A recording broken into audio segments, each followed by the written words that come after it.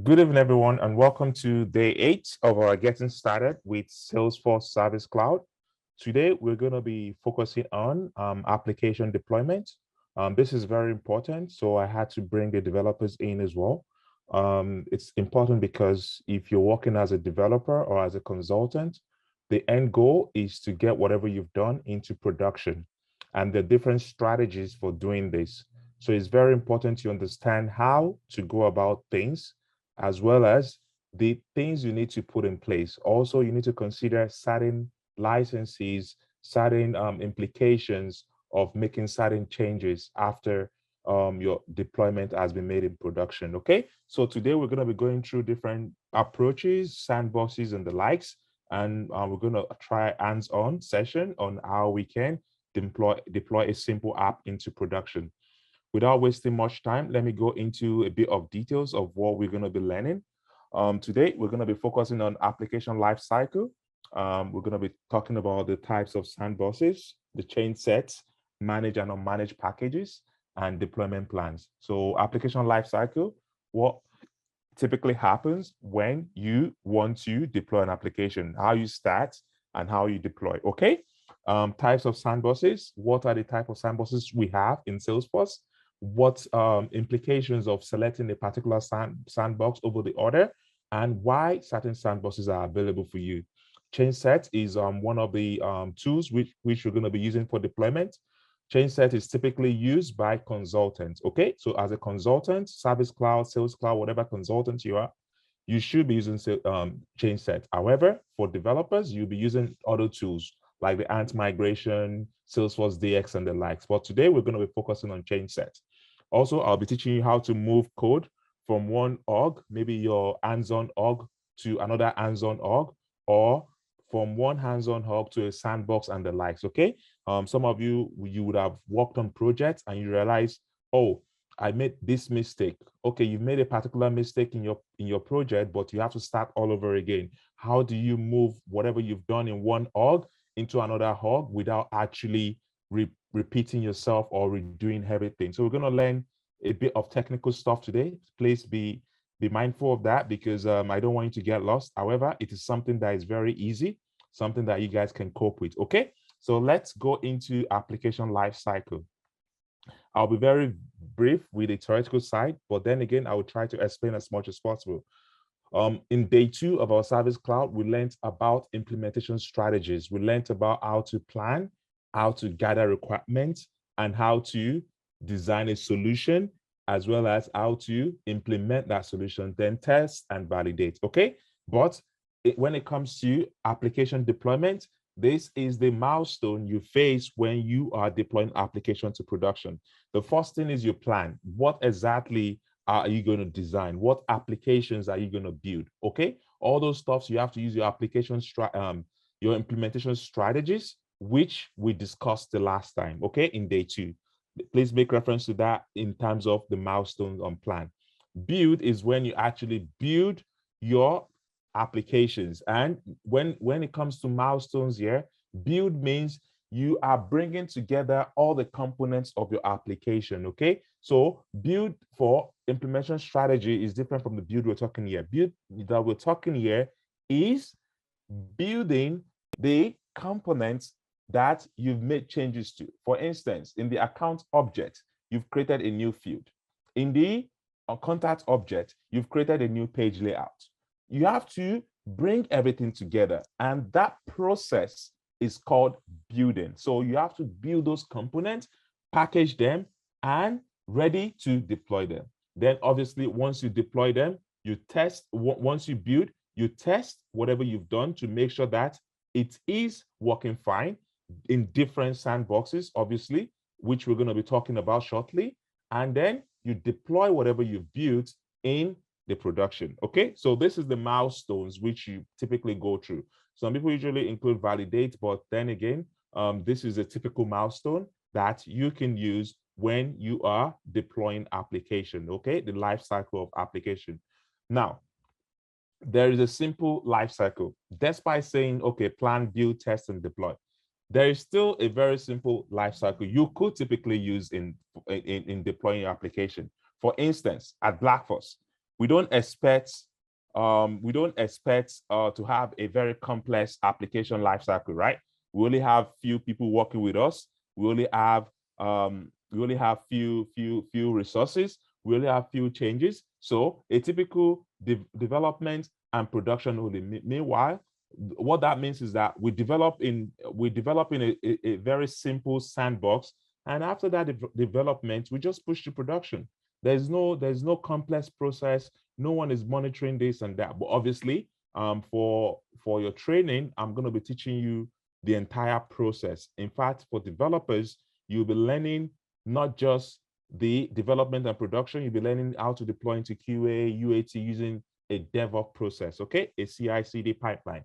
So you guys will be learning a bit of technical stuff. However, for consultant, typically you would just be developing in a particular sandbox, and after that, you will be moving to production, okay? That's a simple life cycle. Standard life cycle depends on the organization. The standard life cycle depends on the business. If the business is a small enterprise, you don't want to start using a standard life cycle. What if they don't have enough resources to manage the QA and the UAT? What if they don't even have enough code going into production on a weekly basis, right? So you want to suggest a life cycle based on the business, based on their capacity, based on the resources they have, based on the complexities of the application you've developed. You want to prioritize, or you want to design a solution for the business such that even though they might depend on you, the dependency on you should be limited. And how do you make sure that it's limited? It's limited if you eliminate a lot of processes that are not needed, okay? So standard lifecycle is typically used for businesses that maybe they're doing about $1 million to $5 million, and anything that goes to production really can affect impact, can have a major impact in production. But if you have a business that is doing less than 100,000 or 100K or 10K, it doesn't matter if something is going to production, right? You can easily retrieve or maybe make some changes and the likes. But there might be a bigger issue, okay? Advanced in the sense that, okay, you're working as an enterprise, you're working in a bank, and you know that any little change you make into production could create a lot of impact in terms of the user, in terms of the complexities, in terms of whatever you're doing, okay? Advanced also has to do with multiple teams working together. Let's say you have 5 developers. 5 developers will now have what they call a micro sandbox. So you have your own org, another developer has their own org, and 5 of you have different orgs. After you guys are done developing, you will now push into one org. That org is called the integration dev. The integration dev is where all the developers will now be pushing their code. And there's usually a gatekeeper, okay? There's a gatekeeper for integration org such that you have to create a PR. This is what they call a pull request. A pull request is an authorization to make changes in a particular org, or an authorization to make changes into the code repository for a particular org, okay? So you create a pull request, and the pull request is what the gatekeeper needs to approve before you can integrate into the dev, okay? After moving to after integrating in the dev, all the codes from the developer will be tested here, so it doesn't break anything. For instance, if this developer has created a field, and this field is not present in another developer's org, chances are one developer can overwrite another developer's org, and you will be moving just one account field or whatever custom field you've created in that account object into the integration dev org, okay? But that's not how it works. The gatekeeper will ensure that there are some what they call code review session, okay? Code review session that they would say, okay, this is the business requirement for this code development. This is the business requirement, and how or where have you made changes to that business requirement according to what the business requirement says. Then they will review your code. After that, they will merge your code into the main repository, okay? When your code is being merged into the main repository, an automatic build process starts or kicks in. That's where the advanced process or life cycle kicks in. Advanced process is when you're following this rigid process, because the impact of going to production is very high. So you have to put a lot of steps, okay? A lot of steps to ensure that everything is properly tested before it goes to prod. Okay, this is a typical milestone. This is a typical life cycle. Depending on the business, you determine what path you want to take. But then again, remember, keep it simple. Unless there is a higher impact, then make sure you design a proper life cycle to manage deployment of code. Now that you've seen just the basic life cycle, now let's go into while we were here. What exactly are we doing when it comes to deployment of application? Where do you start from? Okay, you start from creating what they call a sandbox. A sandbox is a copy of production. It's a copy of what you have in production. So you've seen hands-on, right? Hands-on orgs, which is fine. But hands-on orgs is not sandbox. The difference between hands-on orgs and sandbox is from a source that is already live, according to Salesforce. That means it has what they call a parent. It's live. But for your hands-on org, it doesn't belong to anyone. Like you can spin up hands-on org immediately and you start using it. Obviously, from an architecture point of view, hands-on org is actually a sandbox from what I would refer to as Salesforce production. Do you get what I mean? Salesforce production is like the ultimate. When you create an hands-on org, you are literally creating a sandbox of the Salesforce production. Now, let's close that chapter and let's focus on what you will get on the job. On the job, you're going to get a production org from the business. The business will buy a license from Salesforce. And when the business buys license from Salesforce, they'll be given a production org. Okay? So now, if a business should buy a license, they will be given a production org, and this is how you will log in into the production org. It's going to be login.salesforce.com. Login.salesforce.com. So if you're given a username and password and they tell you this is the production org, this is how you will log in. You go to login.salesforce.com. However, if they say this is a sandbox org, you log in through test.salesforce.com. Okay, so you've seen the difference between logging in into a sandbox and logging in into a production org. Typically, no one gets production access unless they are required to have it. Even in the business analysts, QAs do not get production access because they are not required to have it. Developers don't typically get it unless they are a key person in the development team, maybe the manager or maybe the lead developer. Okay, so always be mindful of that. Now, going back to sandboxes, like I mentioned earlier, sandbox is a copy of a production organization and is linked to it, meaning that you cannot create a sandbox without a production org.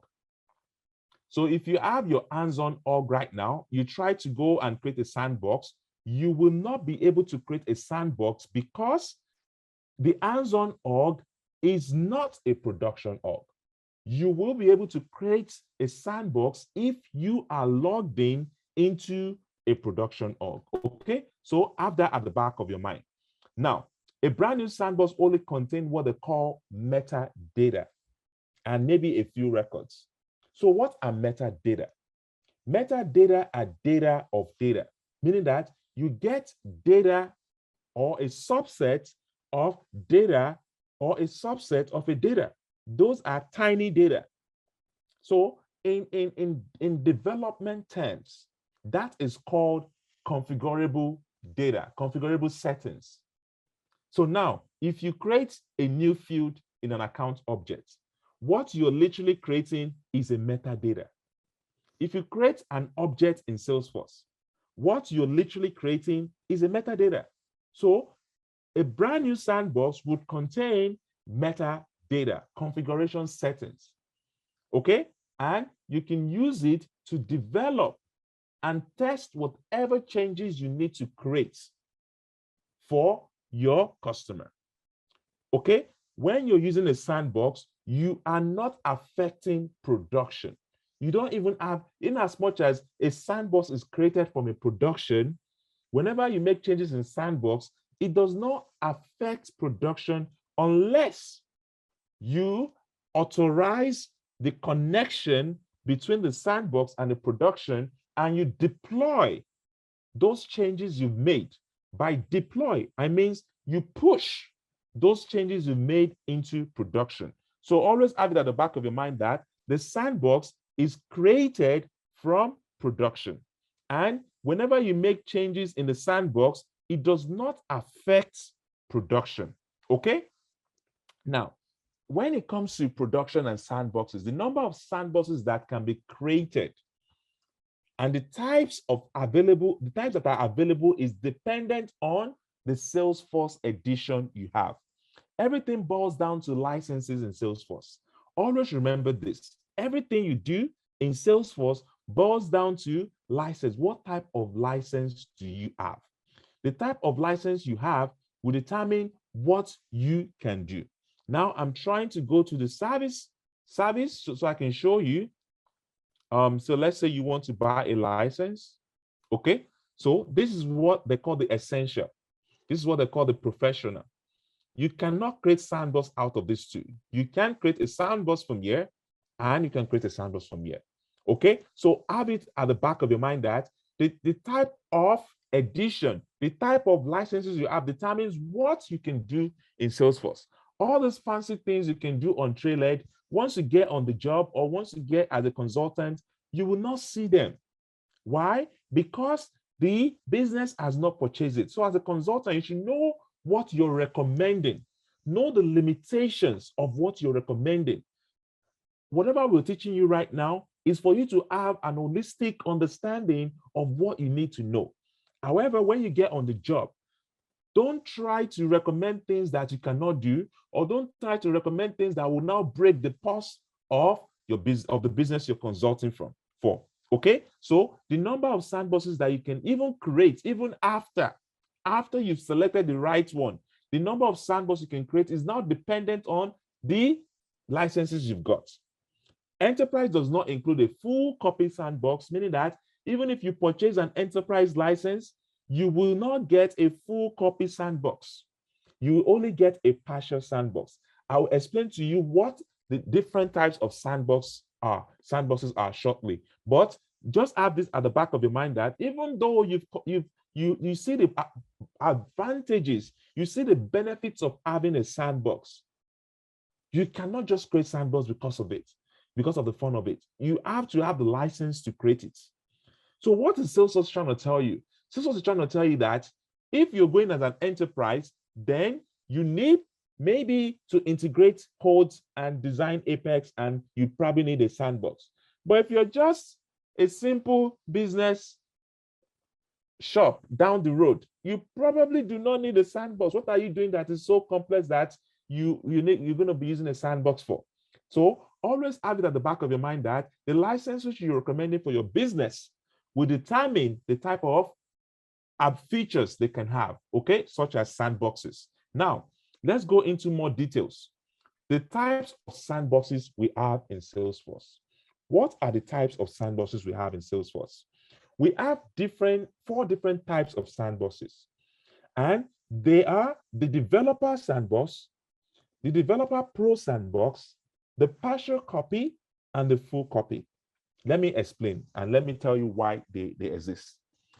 Developer sandbox is the type of sandbox that enables developer to write code. You know, I told you about the application lifecycle that has advanced, whereby you have multiple developers coding and they push into one main developers org. That sandbox is called developer. That developer sandbox is where all those junior developers, whatever it is, senior developers, where they are coding. And that is where you create the sandbox.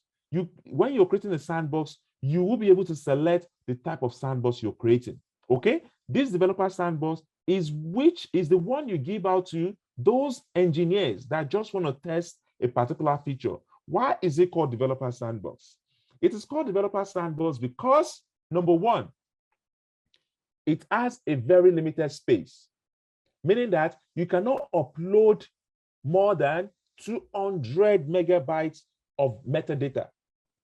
Okay, it has production data, yes.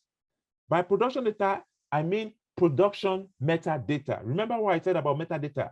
Metadata are just tiny data of data, data of data. Anytime you have a data that is consisting another data set, that is consisting another data set, then it is called a metadata.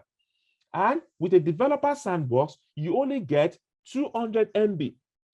But the benefit of a developer sandbox is that you can refresh once a day. What does that mean? When you can refresh a developer sandbox once a day, it means that once changes have been pushed to production, the ticket has been closed, you can just go and refresh the sandbox and you will get a whole copy of what we have in production back in your sandbox, and you can start coding again. So remember, once a deployment process has been completed, you should just refresh your developer sandbox and you will have a copy of what you have in production in terms of metadata. Okay, now developer pro. So when we have developer, why do we have developer pro? We have developer pro for integration. Again, every developer would be pushing their code into developer pro. And developer pro, the only difference between developer pro and developer is the size. Developer pro has 1 gigabyte of storage capacity, meaning that you can still push some data. Okay, you can still play around with some data, load some data through data loader and test your application. As you can see, developer pro brings code from developer. I mean, I'm trying to picture it, I'm trying to illustrate it to you as you would get in a working environment. You don't work in developer pro. You work as a developer in the developer sandbox and it goes to developer pro. Okay? Partial copy sandbox. Why do we have partial copy sandbox? What is the use case?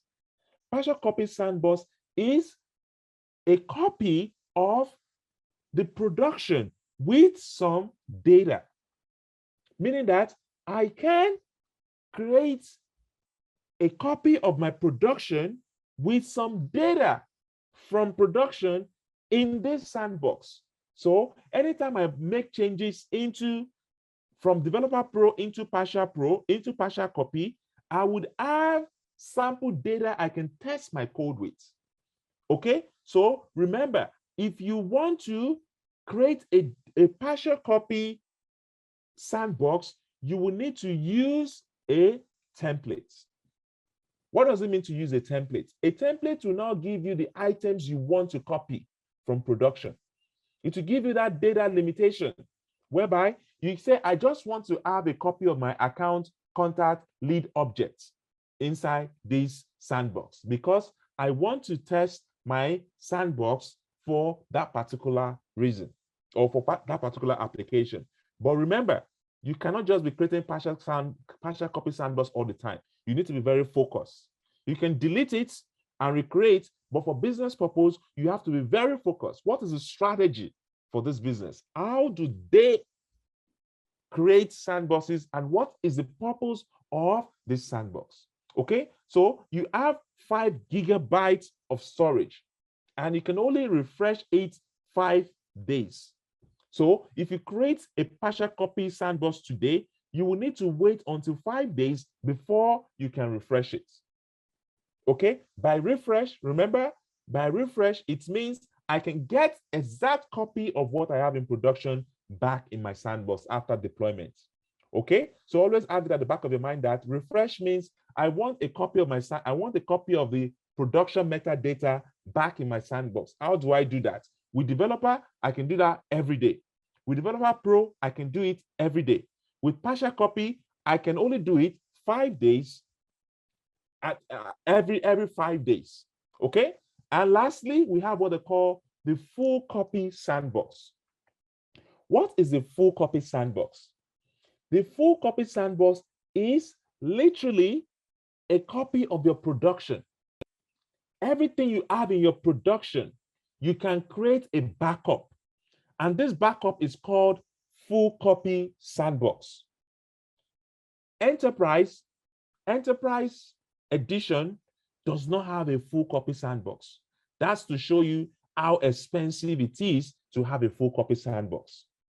Okay, it has a copy of all the metadata. By metadata, I mean data of data. Okay, and it has everything you have in production, but it can only be refreshed 29 days, typically end of the month. So when you're developing or when you're implementing a strategy for deployment, what would you do as a consultant?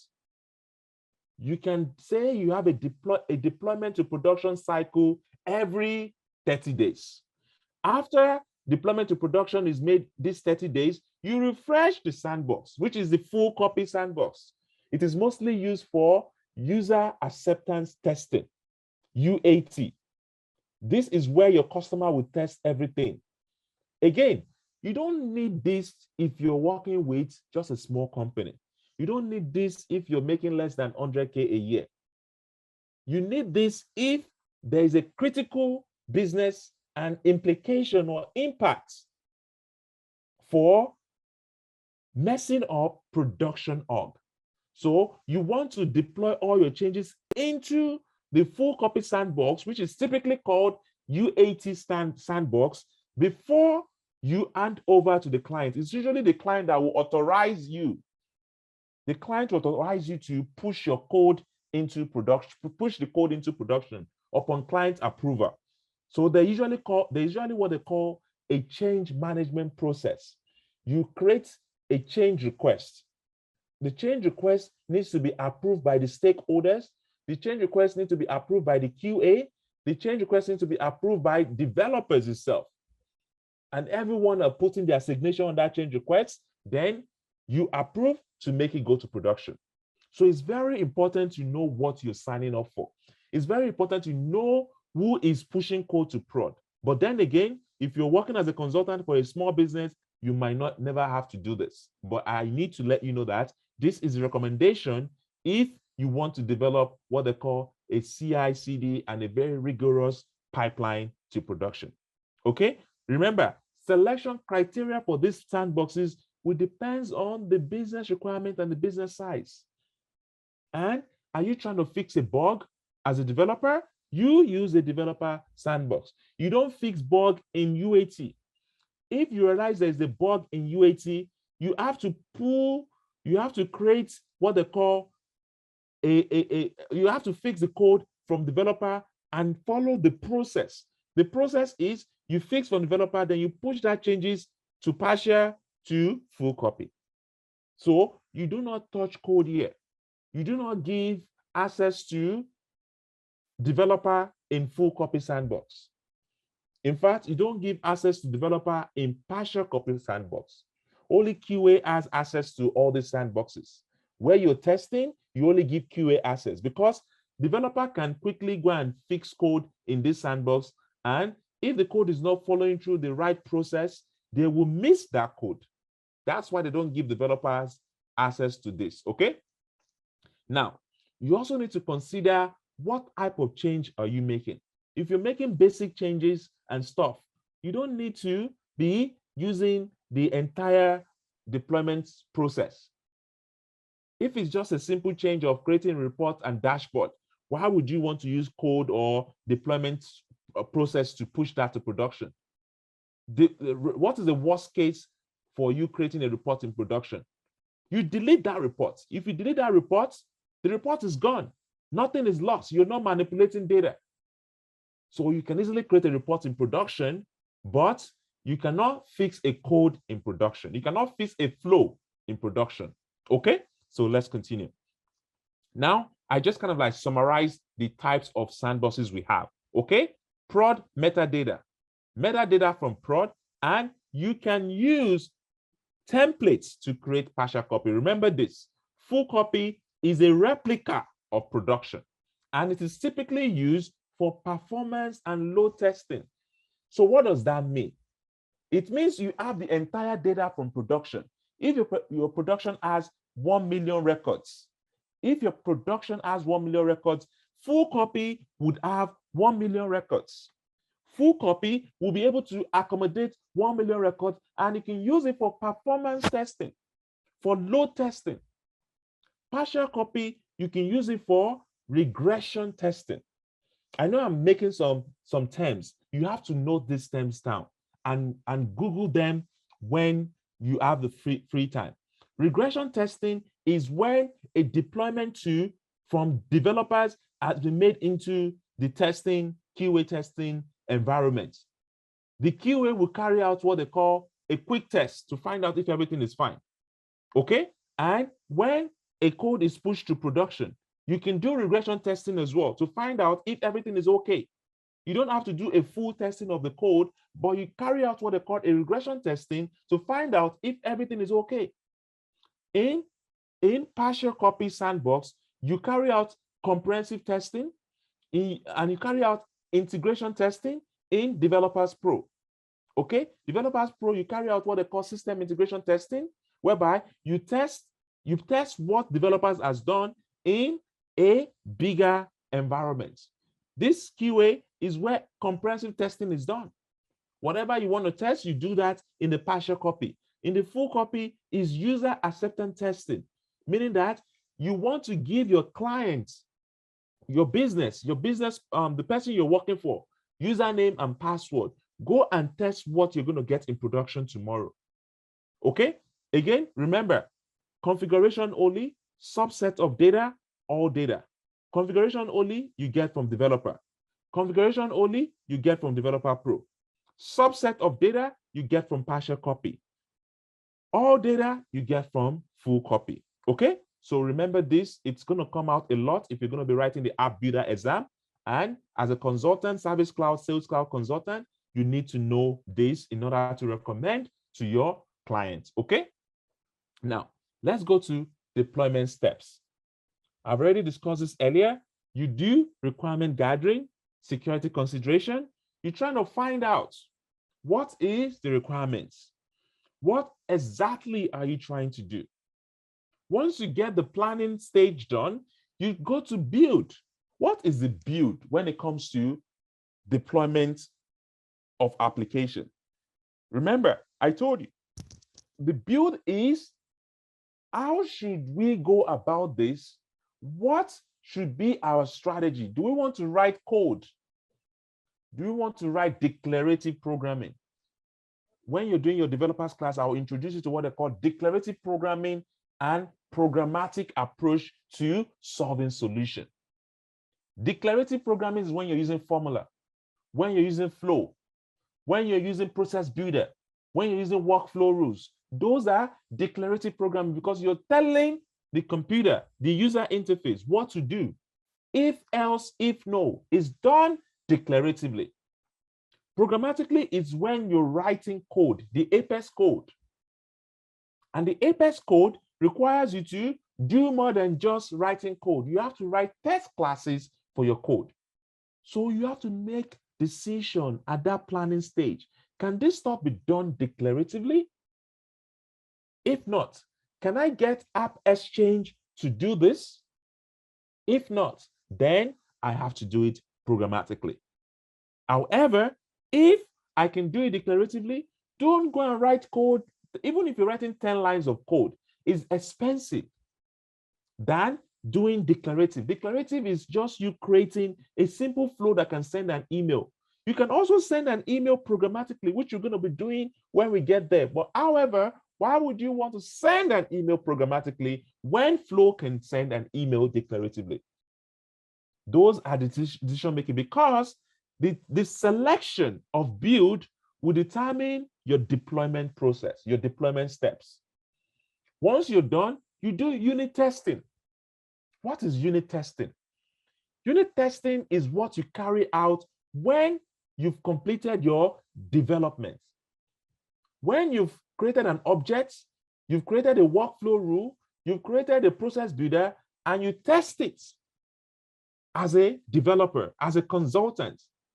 That is what is called unit testing. Unit testing is what you test out yourself without the help of any other person. That's what they call unit testing. Then you do the deployments and you train the users that will be using the application. You tell them what to do, you tell them what things you've made and the likes. Okay. Now we continue.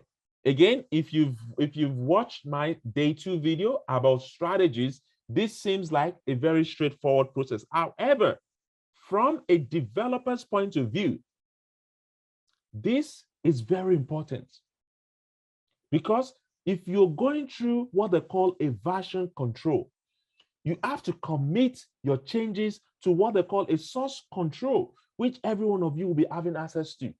Bitbucket. How do you resolve conflicts? Someone is working on the same object as you. How do you manage conflicts as a developer? They paid thousands of dollars for people to just resolve conflicts in the source control. Anything you do as a developer will be traced back to you. Anything you push to production as a developer will be traced back to you. And this is what is used in enterprise to trace it back to you. Some people call it Git. You can use GitHub, you can use GitLab, you can use Bitbucket. It doesn't matter. As long as the enterprise has what they call a source control, something that controls the source of truth of all codes in the hog, they will be able to trace it back to you. So you don't push things to a different org because you know how to push it. You have to request for the approval of that code. You have to review what they call a peer review. Peer review is if 5 developers are working on a project, and that project that code a particular developer is about to push will affect other developers' code. Then other developers will now come and review that code. That's what they call the peer review before it is accepted by the product owner or the QA.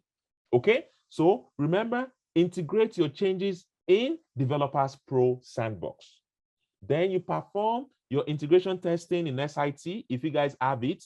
Then you deploy to UAT, whereby you carry out regression testing and you communicate your changes. You let the business know that these changes have been made in production.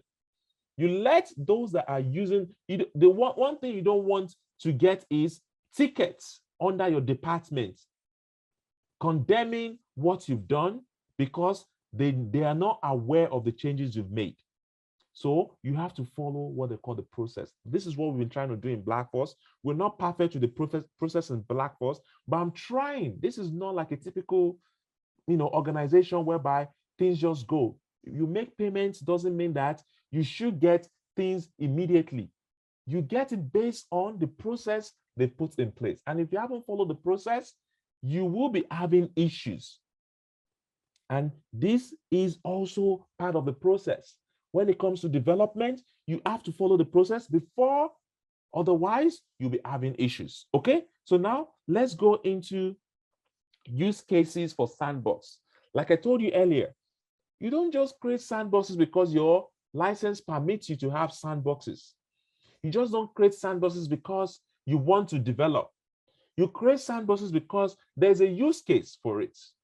And not just that, you need to understand which activities as a developer should I be doing in a production org directly?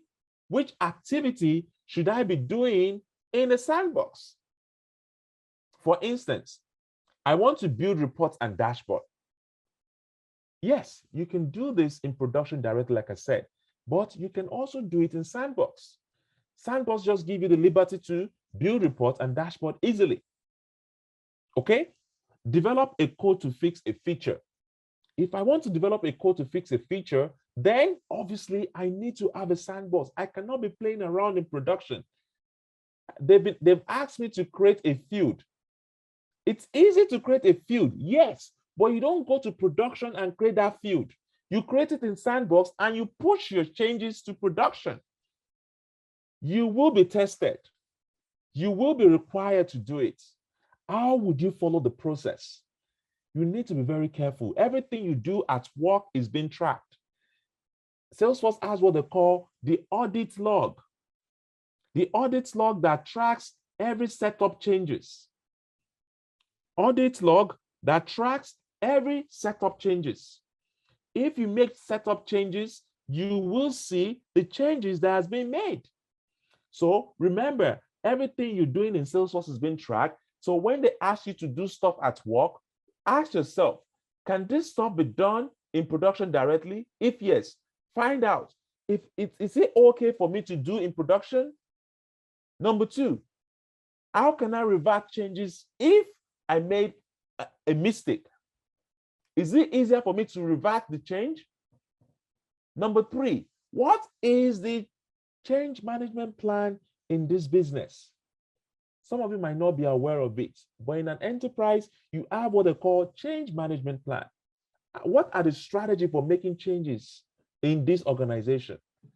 What are the strategies for making change as a developer in this organization? Are they using Bitbucket? Are they using Salesforce DX? Are they using change sets? Are they using Ant migration tools? You need to find out. Don't go to production and make changes. Okay, so you want to train a new user for new features. If you want to train a new user for new features, you don't need to go to production and start training users. A partial copy sandbox can be used to train new users. You want a playground for new trainees. You just hire few developers. You want them to be able to, start learning about your org and everything. Just create a playground. Okay, so playground is going to be the sandbox for your new hires or new trainees. Okay, now let's go into change sets. Now I've discussed a lot about the sandboxes and why we need a sandbox. Now, change sets. Change sets. Change sets. What are change sets? Why do we want to do change sets? How do we push that code into production? How do we make that changes? We make changes through what they call change sets. But change set is not the only way we make changes. However, as a consultant, you should know what change set is. They could ask you, how can you deploy a new field in your account object? You use what they call the change sets. Easy, done. Obviously, there are limitations for change sets, which we're going to discuss later on. However, let me explain what change sets are. When you want to deploy the metadata, the changes you made in Sandbox into production as a consultant, you can easily use what they call the change sets.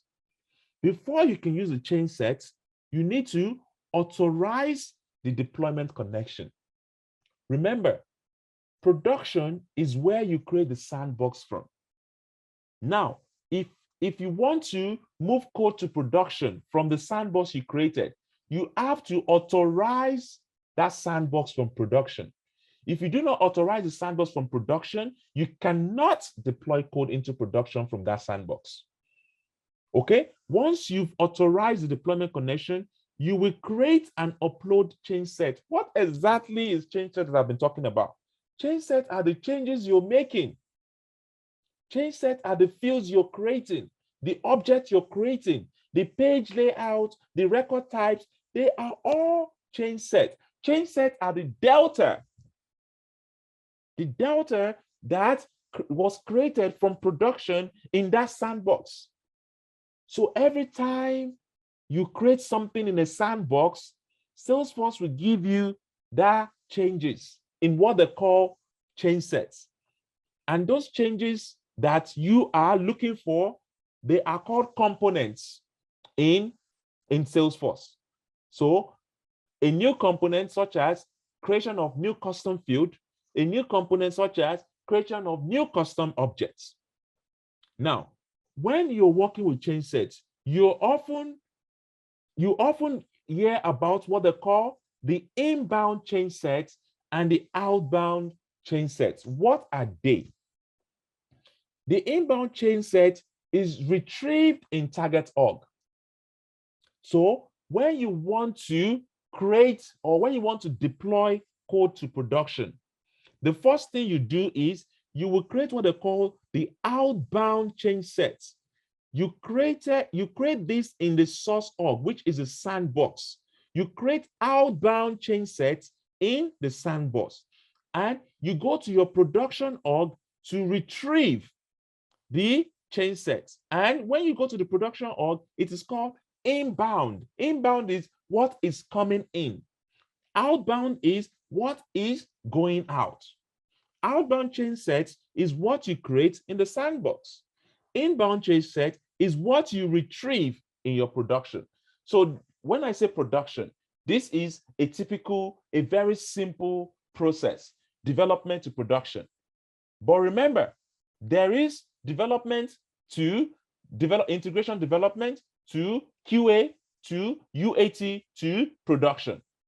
So when you're going to QA, it's no longer called prod, it's going to be QA. You create outbound in your develop, you go to QA org, you retrieve the outbound you created in your develop in QA. Then you keep going until you get to the prod. Okay? This is the easy way of deploying your changes, which you're going to see shortly. Change set cannot be used to rename or delete a component. So if you rename account object as client object, what you need to do is go to your production and rename it. That means you cannot rename account using change sets. You have to go to production and rename that account as client. That's what that statement means. You cannot rename or delete a component using change sets, okay? You only use it to move component from one org to the other. Now, let's go into things you need to know about change sets, okay? They are metadata. Again, metadata are data of data, data of data. It requires the inbound and the outbound. Like I explained earlier, outbound change sets is what you send out into the other org. Inbound change set is what that other org receive. Okay? And for you to use change sets, they have to be related. They must be connected. If they're not connected, you cannot use change sets. So change set is used to move code changes from two orgs that are connected with each other. If the orgs are not connected, you cannot use them. Components can be dependent on other components, meaning that if you want to deploy changes for a page layout that has what they call fields, a new field for an account object, for instance, there's a dependency. You've created a new page layout and you've created a new field.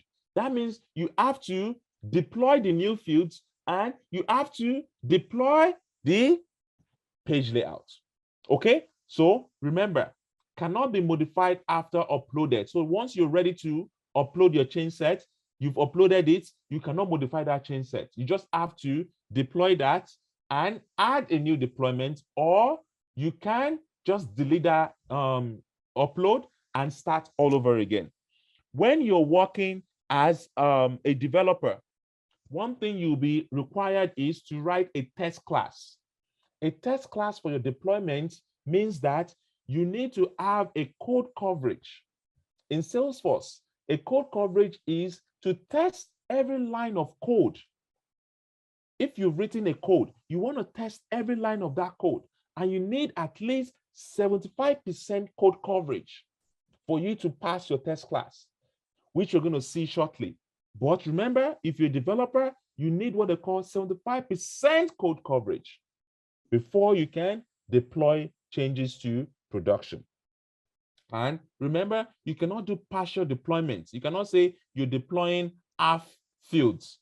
You cannot say, if a field is depending on another formula, you cannot deploy that formula first before you deploy the field. Or you cannot say, I'm deploying this field, then I'm going to deploy for, you cannot do partial deployment. You have to just comprehensively deploy all the changes you've made in your sandbox into a new sandbox or production. Okay, so now let's go into further things you need to know. Again, I'm going to provide this slide for every the people in attendance. Remember, the same thing I've said earlier, but I have some other suggestions, such as it is point click. That means you don't write code to move changes using change sets. It can be done as long as it is a setup configuration. If you create a new object, how do you create a new object? You go to setup and you create a new object. As long as you can make that changes via the setup, then you can use what they call the change set to deploy that changes to production. In addition, like I said, if you try to make changes and it fails, all the changes you've made will be rolled back. So it's not going to deploy the fields you've created and not deploy the page layout. It's either you're deploying the fields and the page layout together, or you're not doing anything at all. So it's going to roll back all the deployment if one of the deployment fails. Okay. Now, you've seen how to make changes using change sets. There's also what they call making changes using packages. I discussed earlier during the earlier session, during the first few slides, that you can move your changes from one hands-on org to the other. How do you move your changes from one hands-on org to the other? You move it through what they call the manage and or manage package. What does that mean? Manage packages, applications that need to be sold.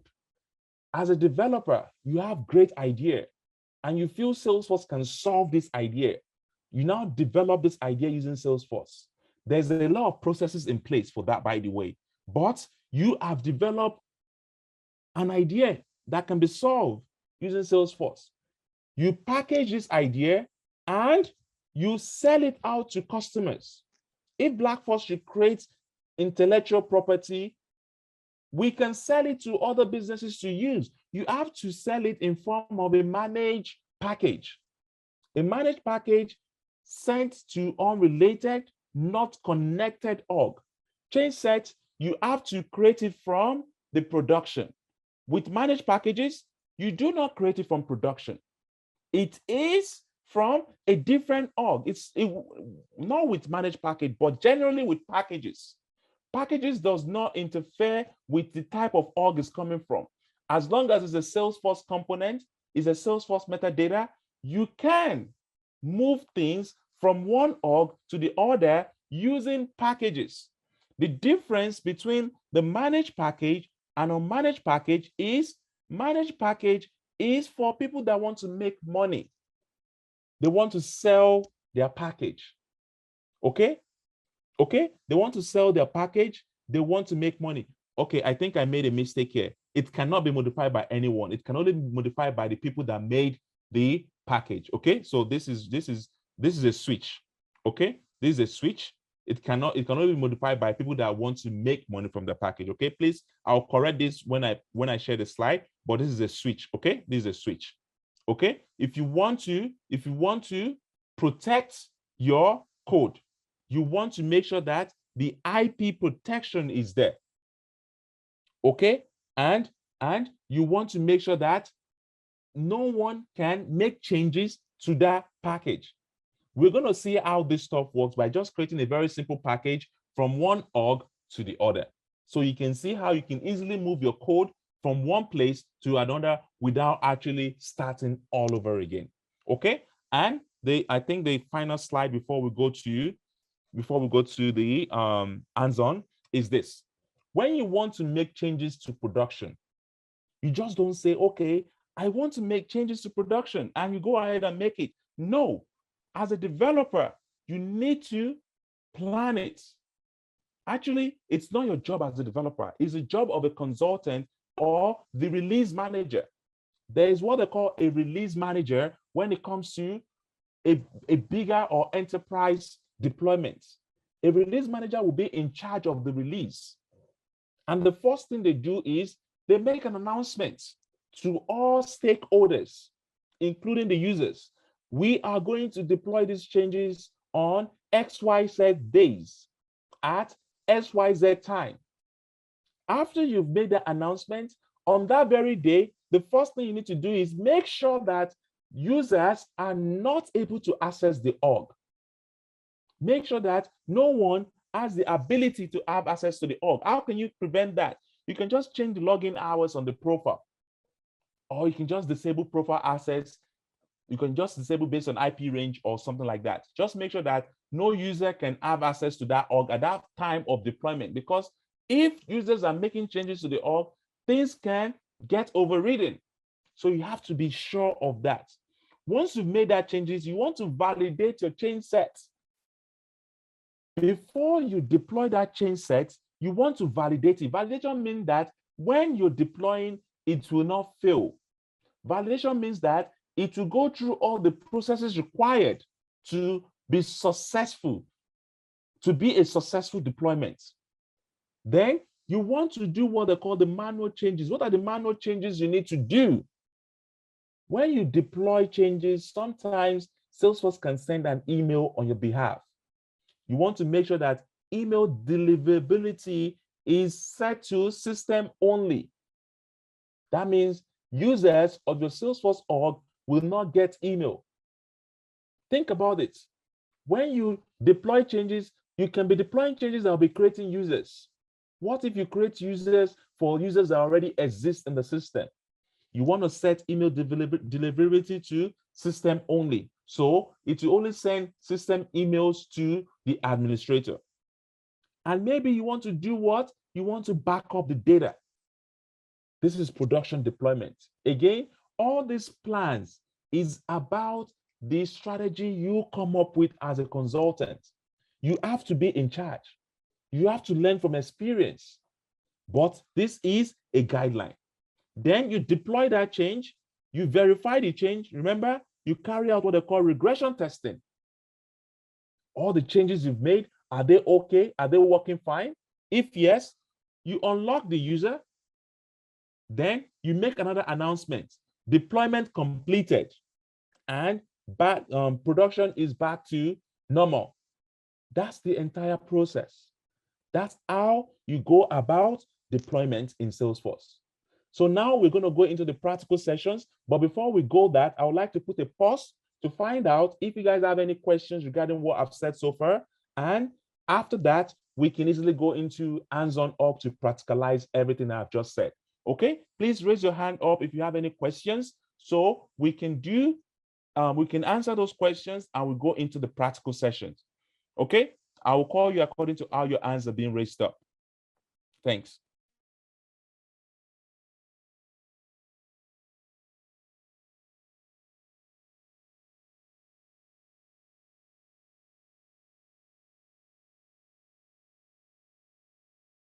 Hi, Larry, unmute yourself and speak, please. Yeah, hi, Babatope. Are there some components that cannot be deployed by via change sets? For example, I think I've noticed that email alerts, for example, cannot be deployed using change sets. Yeah, there are some components that you cannot deploy using change sets. One of them, obviously, is data. You cannot use data. You cannot deploy change sets, deploy data with change sets. But then again, you have to look into the Salesforce change sets process and actually see yourself. But then again, email alerts, obviously, might not be. I don't know. I've not deployed email alerts with change set before, but I'm pretty sure Salesforce would have a documentation. Okay, change sets, deployments, limits, components.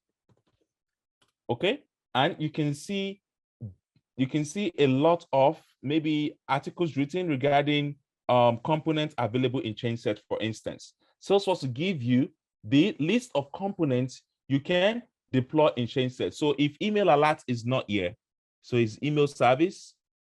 So is email alert here? I don't think email alert is there. Okay, so chances are email alerts are not But email templates, I think you can deploy using change sets.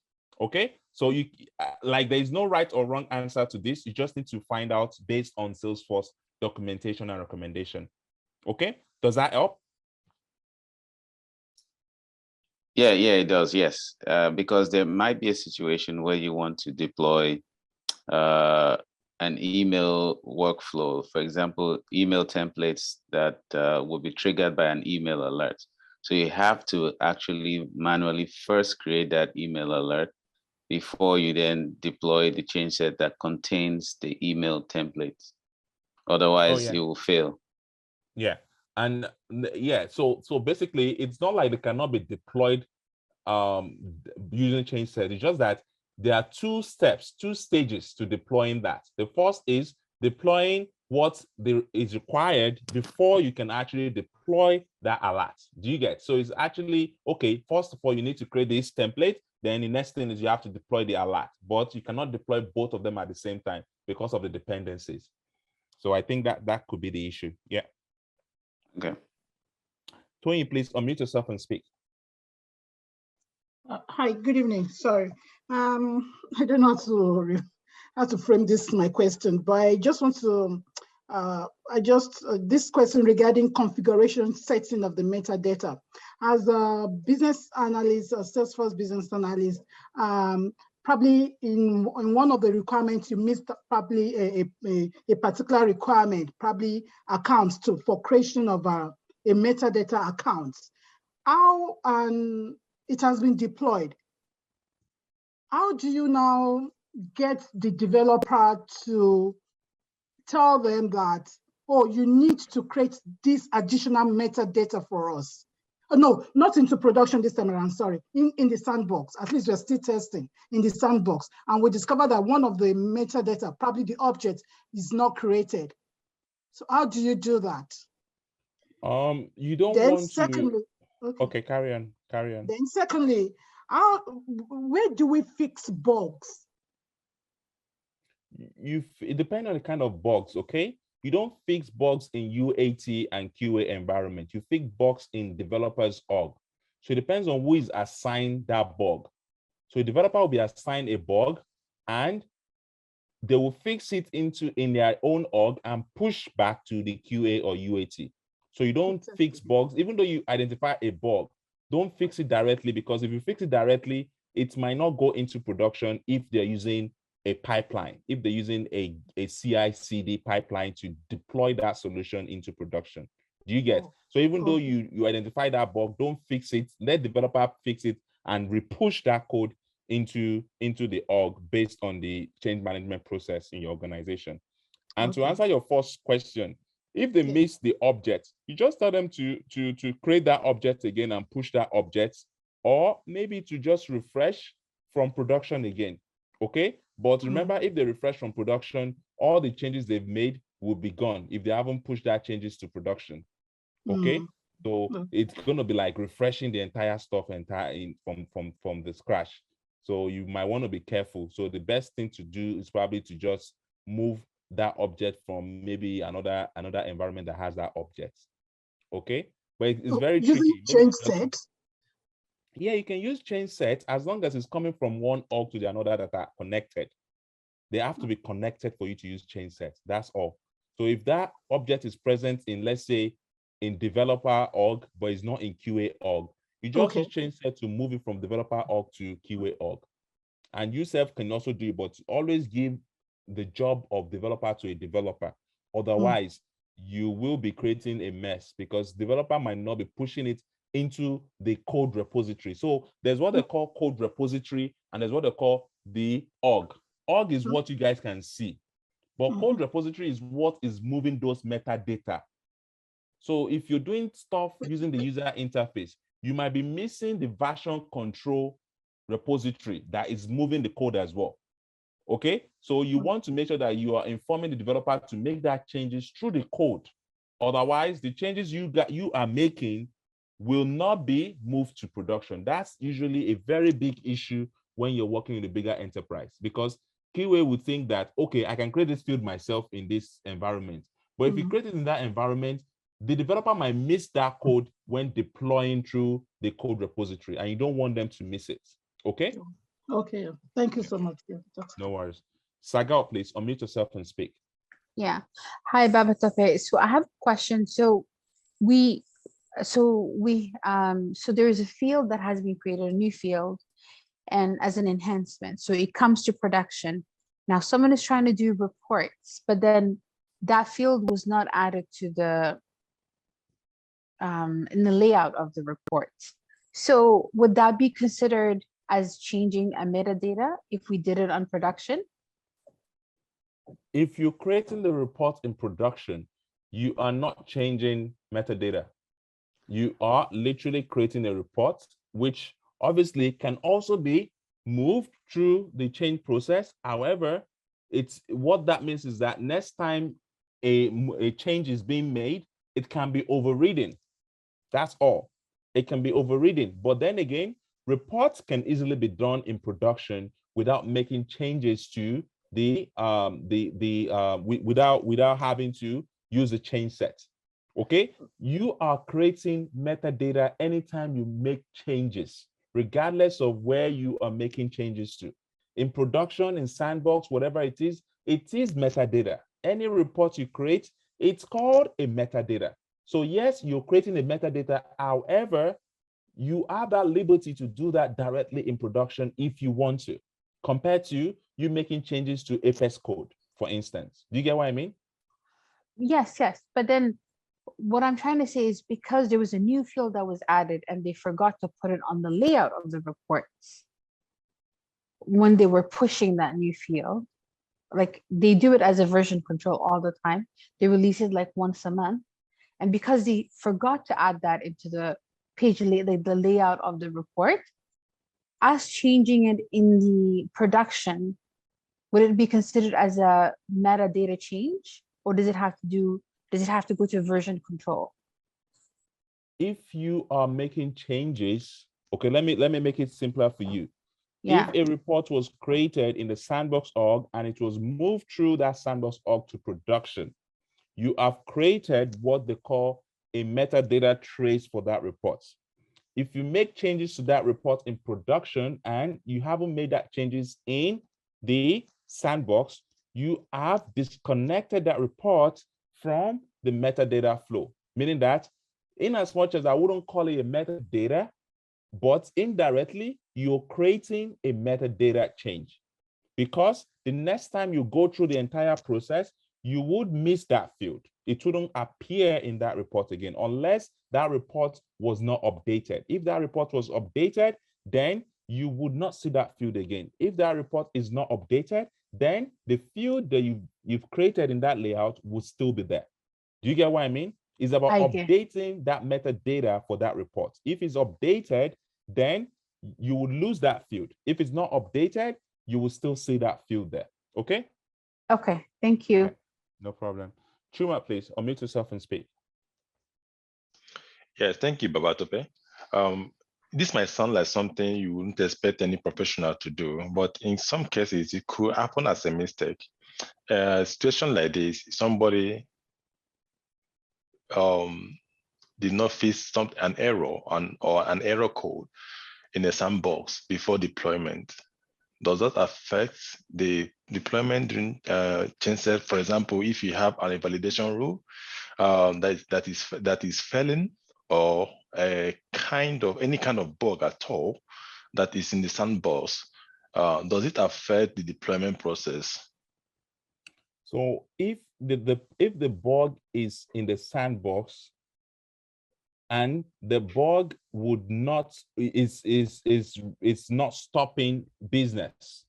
So for instance, if there is a bug in validation rule, for instance, if it's a negative validation rule and is accepting data to be entered despite despite business requirements saying data should not be entered if the validation rule is XYZ, right?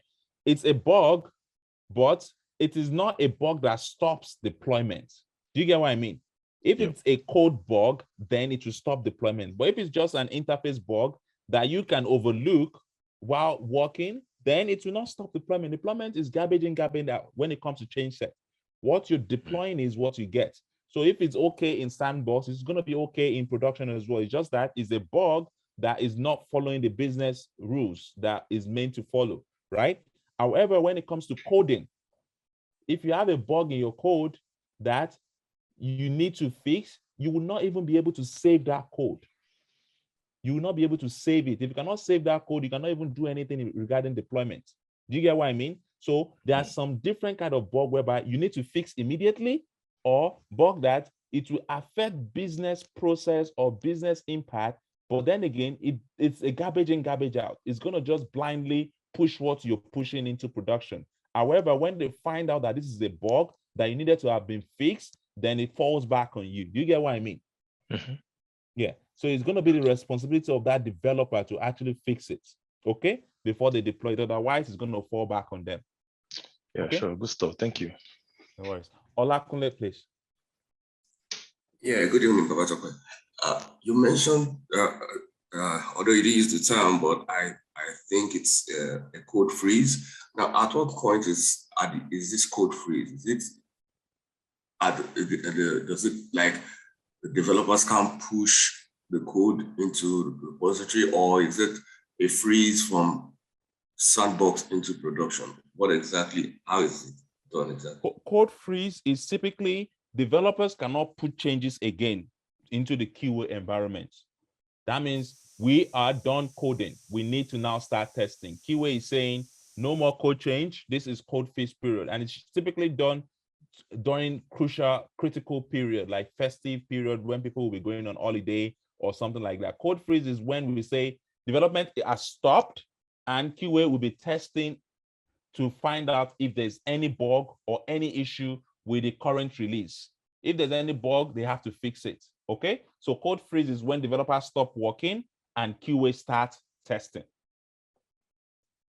okay? Okay, now that we have seen one or two things, so the first thing first is, let's see how to create a simple change set, okay? I'm going to log in, remember, login.salesforce.ca to ensure that you can create a sandbox. You cannot create sandbox from hands-on org. You cannot create sandbox from any other org that is not connected to production, okay? You go to setup.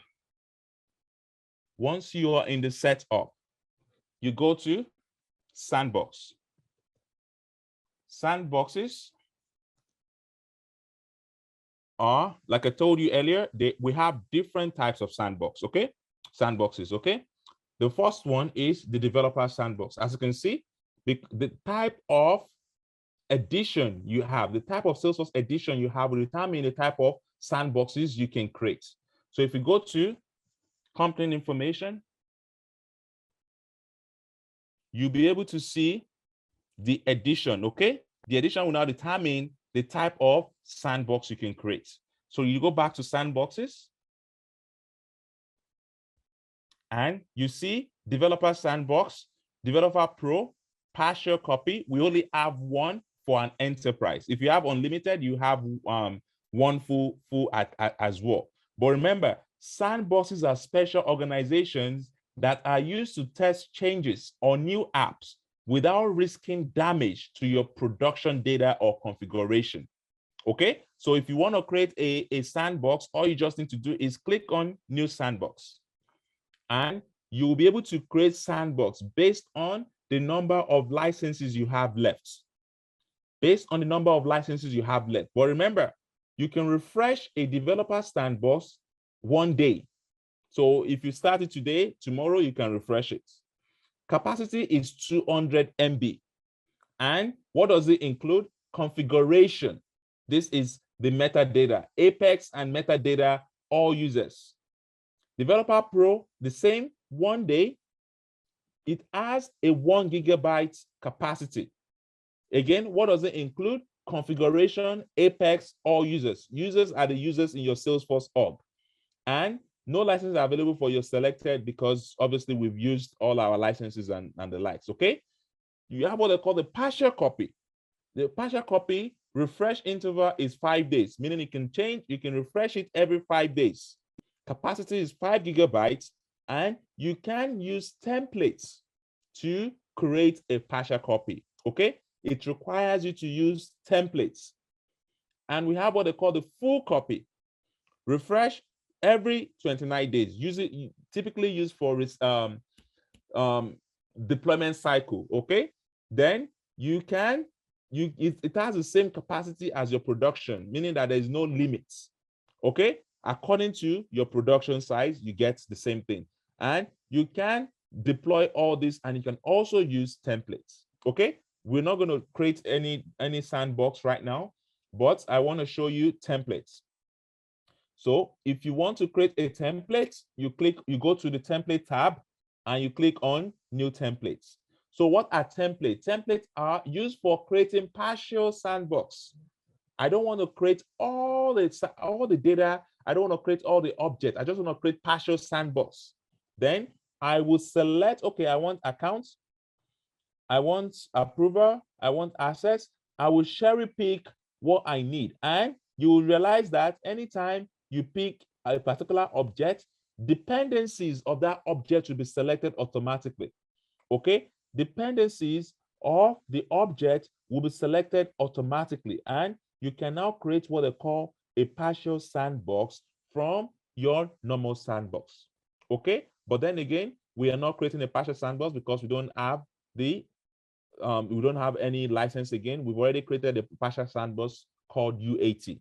Okay, that's how to create a sandbox. So now let's test a typical sandbox. Let's imagine we've created what we call a QA sandbox. How do you log into a QA sandbox? You click on login from production. If you want to refresh the QA sandbox, you click on refresh in production. Remember, you can only refresh from production. Production is where you get sandboxes. You don't get sandboxes in sandbox environments, okay? Now, you see, I click on QA and I go to login here, and it gives me an email, a username that has .qa appended to it. So it's going to give you the name of the sandbox appended to it. If you click on UAT, it's going to give you .uat appended to it. So when you create a sandbox, in Salesforce, the username will contain the name of the sandbox appended to the username. Okay, so I'll go back to my QA, and your password will be the same.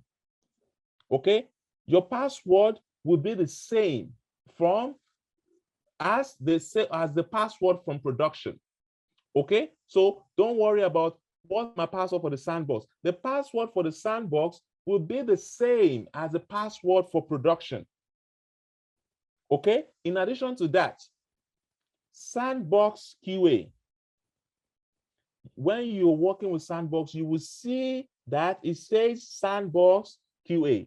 If it's sandbox dev, it's going to tell you sandbox dev. But then again, this is what you create. So in your enterprise, in your business, it could be called anything: quality assurance, user acceptance test, whatever name it is. As long as the sandbox, you will see the prefix sandbox in front of it, then the name of the sandbox. Okay, so now let's quickly create a simple application and deploy that application using change sets. I go to App Manager. Or before I go to App Manager, I go to Accounts. I go to Fields and Relationships. I go to New. And I go to Test. And I create Test Field. Okay, or Test Account Field. Okay, 50. Next.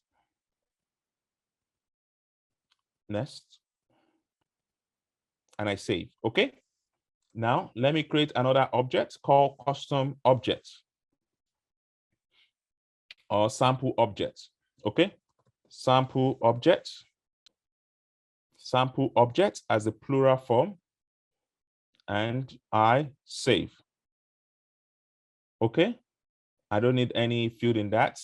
Let's go to App Manager and create a new app called Sample App.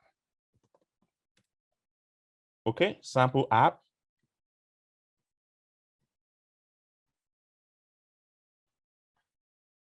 And I'm adding account, sample object,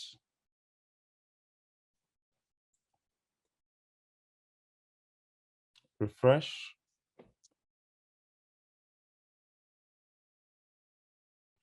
Okay, tabs, new custom tab for sample object. Okay, all this you guys know how to do it, is just your admin stuff. Okay, then you go to App Manager and you create a simple sample app. Okay,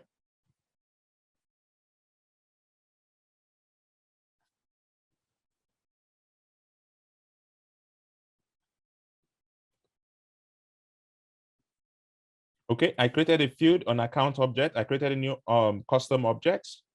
Next, if you want to upload profile, yes, you can also upload profile to that app, so only admin can see that app. That's fine. That's all right. Now you want to do two things. The first thing is you want to create what they call outbound. Outbound chain set is a chain set you create in the sandbox org. A chain set is a means by which one organization can send customization to another organization. An outbound chain set is a chain set created in the organization you're logged into and want to send to another organization. An inbound chain set is a chain set that has been sent from another organization to the organization you're logged into. Chain sets can only contain modifications you can make through the setup. If you cannot make it through the setup, you cannot use chain set to deploy it. Deployment connection. A deployment connection is automatically created between all related organizations whenever a sandbox is created. Each organization must be authorized to send and receive chain sets. The deployment connection list shows which organization can upload changes to the organization. So the first thing first is actually to go to your production and enable QA to be able to send change sets into the production org. So where do you go? You go to deployment settings.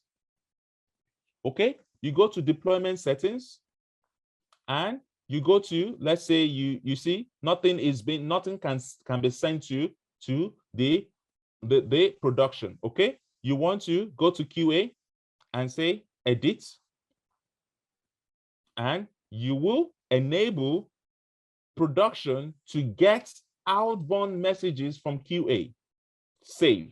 So that's the first thing you need to do. Okay, then you go to your QA, you go to deployment settings,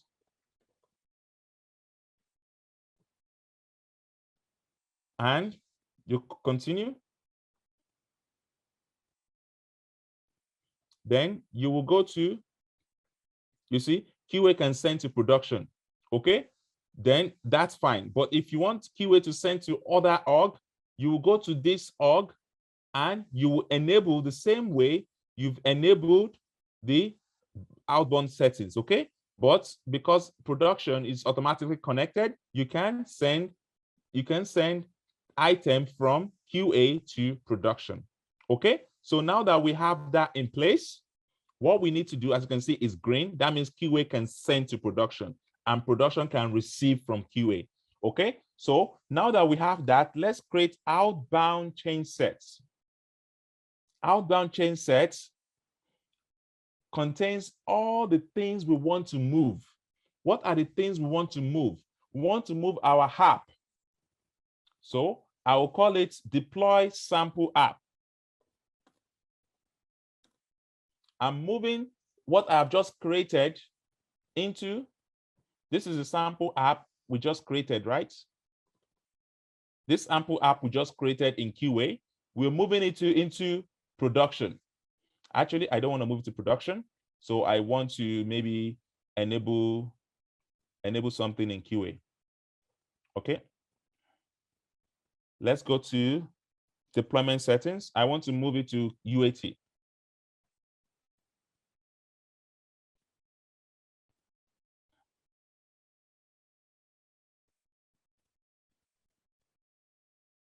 Then I'll log into UAT.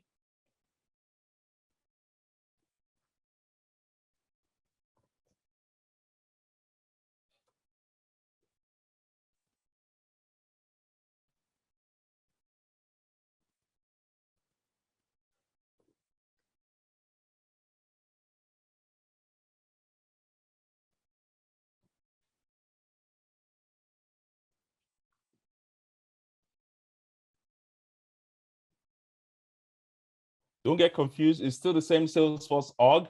It's just different environment, okay? I'll go to deployment settings.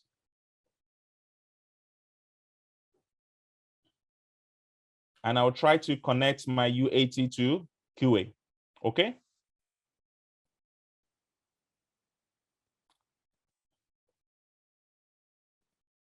Okay, that means QA can send, UAT can send, okay? Once you see that green light, it means that they are now connected, okay? This is QA, okay? Save.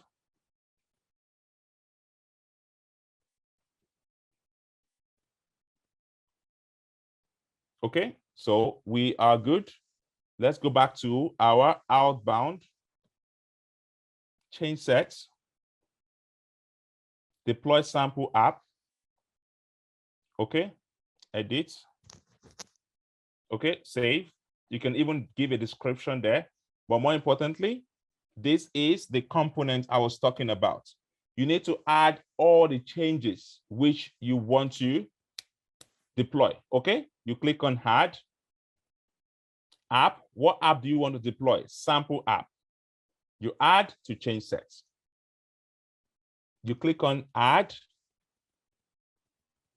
You can determine if you want to have custom field. What is a custom field we just create? You go to custom field. It gives you the custom field you've created. Test account field, that's what you're interested in. You add to change sets. What other things did you created custom objects. You go to custom objects. Okay, sample objects, you add to the change sets. What other things have you created? These are the things you've created, right? You created the app, you created the object, you created the field. But you might need dependencies. Dependencies are the things that you did not create, however, because they are dependent on the things you've created. No, the things you've created are dependent on them. That's what they call dependencies. So every time you want to deploy, you need to look out for dependencies. If you miss your dependencies, your deployment will fail. Okay? So once you've added everything, all the component that is required, you will now upload these components. When you upload these components, you'll be asked to select where you want to upload this component to. Then you will select UAT. Obviously, if you want to go to production, you will select production. But right now, we are only deploying to UAT, okay? I click on upload. And this is it. Once it is uploaded, you will get an email confirmation that your upload or your deployment of sample app to UAT has been uploaded. Once it has been uploaded, you will not be able to edit the upload again. You will not be able to add a component, or you'll not be able to add anything to this component again. However, if you miss out anything, you can just clone. You can clone the component and start adding components again. Okay? Remember, we missed out on something, which I believe is the profile. So you can also go to clone and say sample app 2, save, and you have the things which you've added previously, but you can now add the things you miss out. Because we made changes, we said only system admin can have access to that app, right?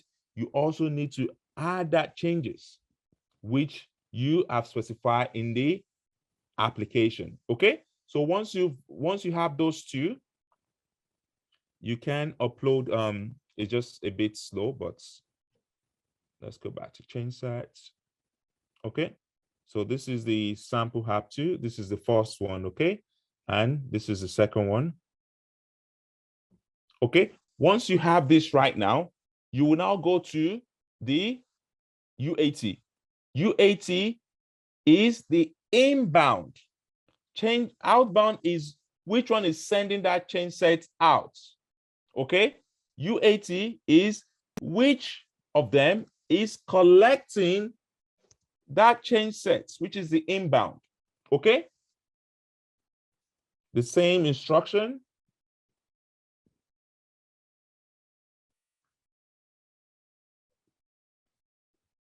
It is still expecting it because it hasn't finished. So we have to just refresh this to make sure that it is being uploaded successfully. Okay, so let's go outbound again. Sometimes it takes a bit of time, but eventually it's going to get uploaded.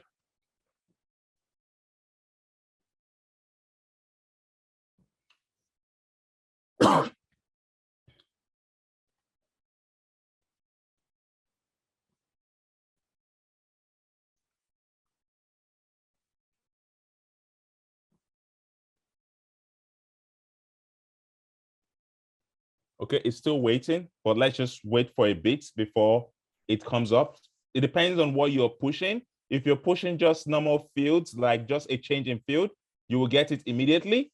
But if you're pushing maybe some apps or some other things, it can take a bit of time, but it shouldn't take more than 10 minutes max, depending. But just make sure that you are connected, okay? And yeah, it is connected. Just make sure that this connection is green. Once this connection is green, then you can move things from different environments, okay? So let's just wait for another few minutes, then we can carry on. Alternatively, I'll just do the package, but I'll rather we finish this first, okay? So let's wait for another couple of minutes, then we carry on.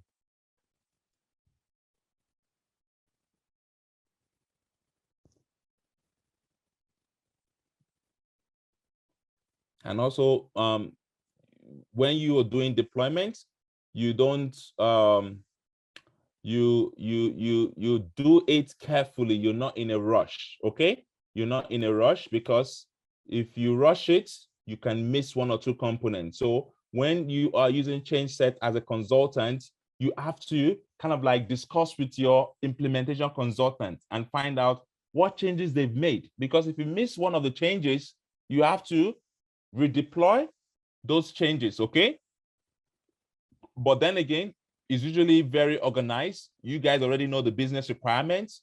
You go through the business requirements and you make sure that you are looking into each and every of the changes required on the business before you deploy that, okay? So again, I just want to see if sample app 2 will come up, but if sample app 2 does not come up, I will just use one and that will be fine. Okay, so what you typically would do is validate, okay? You will validate this change set. You have 4 options when you want to validate. The first option is you want to keep the default. Default is when you just want to run the local test, and whatever changes you're making, as long as it's Apex classes and stuff like that, things will be normal, okay? Except the one from a managed package, which I'm going to explain shortly. However, run local tests, all tests in your organization are run, except the ones from originating from the installed managed package, okay?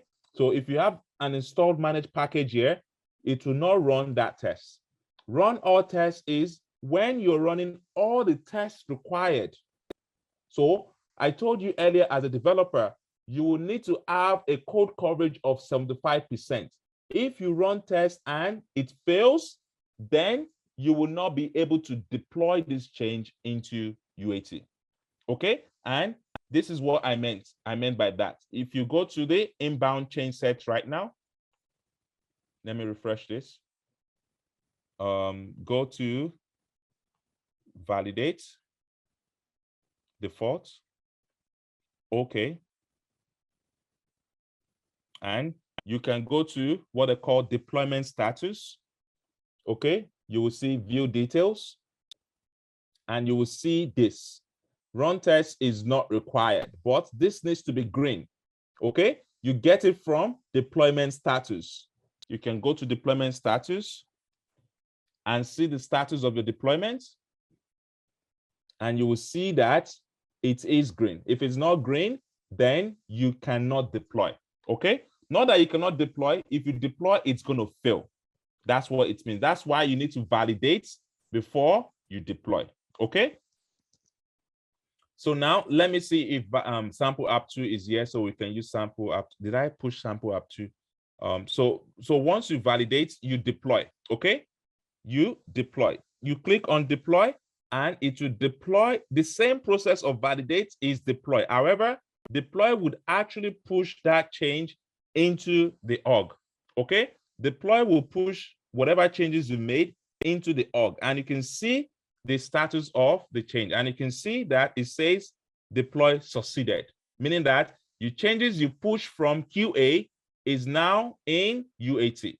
And how can you test that? You go to maybe custom objects. I think this thing. You go to I think I gave a profile, but that shouldn't stop. That shouldn't stop us, right? It shouldn't stop us from viewing the let's go to accounts for a start and go to fields. Oh yeah. It's going to stop us because we need the profile to view the sample app. But let's see. This is the field which we created for the account. Okay, as you can see, this UAT field, this is UAT. We did not create that field in UAT. We created it from QA, okay, and we use the change management process. But for the custom objects, I think we need to have deployed the profile. Without the profile, it wouldn't show, because when you're creating objects, it's associated to a profile, okay? And you know what profile is in Salesforce. Profile is a god, and if you don't have the right profile for that object, you'll not be able to see it, okay? So if you deploy the profile changes, you'll be able to see the custom objects which we created. Let me see if the profile, the sample app 2 comes up. We can deploy that, or we can go into packages. Okay, so go to inbound again. Go to inbound and go to let's see if the sample app 2 is ready. Sometimes it takes a bit of time, especially when profile is involved. But let me try again. Maybe I never deployed it. Upload.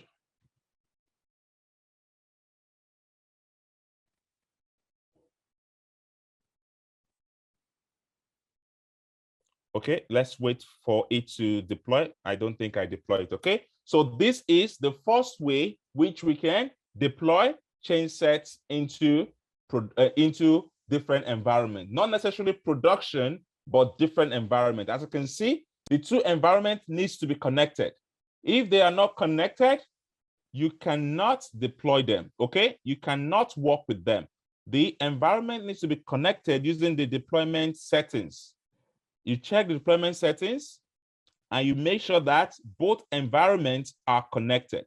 Okay, if you don't see that green connection, you cannot deploy. Okay, so now let's go into the working of packages. I told you about packages, and I said we have managed package and unmanaged package.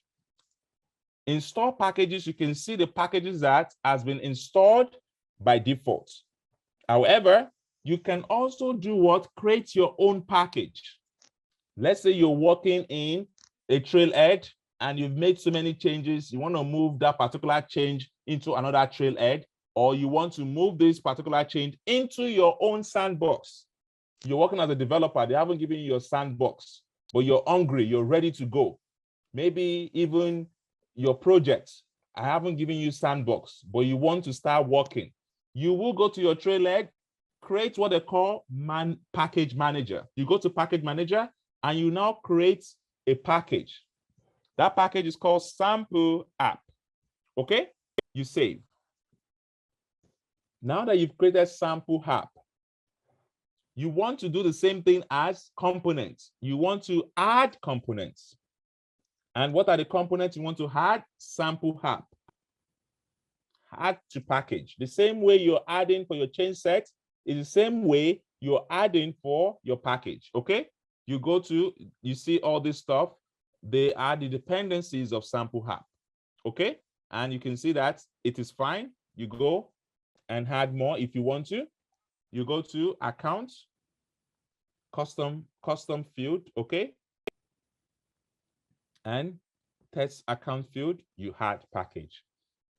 Okay, then you can also view dependencies and see if you're not missing anything. There are no dependencies, which is fine. Then you can create versions of this package as well, but again, you're not selling this package. You just want to move it from one org to another. And as you can see, it is a managed package. For you to create a managed package, you need to talk to Salesforce because they need to review your code. They need to make sure that your code is up to standard before they can approve it. Because once you create a managed package, it goes into the App Exchange marketplace where people can start buying. Okay, so I'm gonna say version 1, app sample app version 1. Okay. Okay. You don't want to release notes. You don't want any post instruction. You can even password this package if you want. If you want the requirements, if you want any of this to be required before they can have this application and this package installed, you have to specify this requirement. Okay. And if you want any particular objects, you have to specify this object. Yeah, but you don't want any requirements. You just want to install that package. Upload.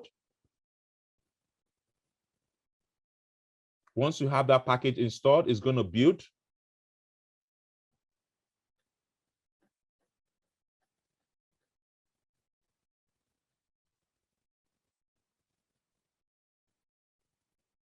And that's it. So this is the package URL, meaning that I can install this package by visiting this URL and testing it, logging in into the right org. Okay, so I can just click on this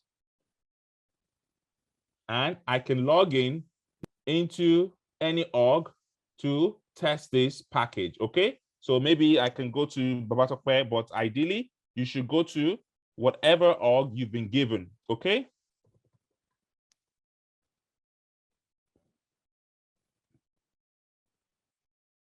Okay, it's going to start asking me for credentials and everything. Let me quickly check the credentials. Just give me 1 minute.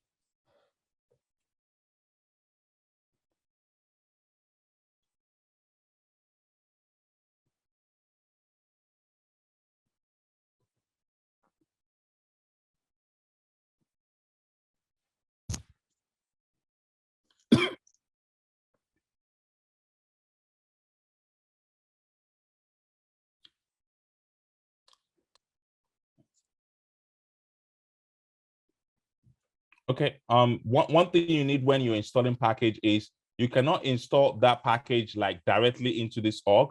You need to have an unrelated org. And let me see if I can just get the ID again and just go into trailer to install this, so we don't have conflicting org. So let me just get the ID. Okay, I'm just going to copy this. Okay, I'm copying this and I'm just going to go to my trailer just to make it easier, because they're almost from the same namespace and stuff like that, and it's going to be conflicting. So I just copied everything and I'm installing that package. Okay, as you can see, I'm just copying everything plus the ID.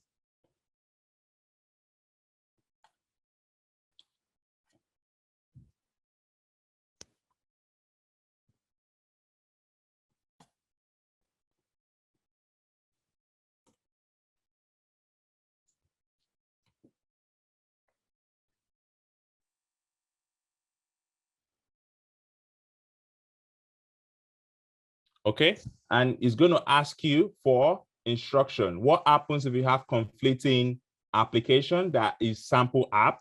You want to either overwrite or you want to install or rename the conflicting. It's also going to ask you, do you want to install for admin, users, or specific profile?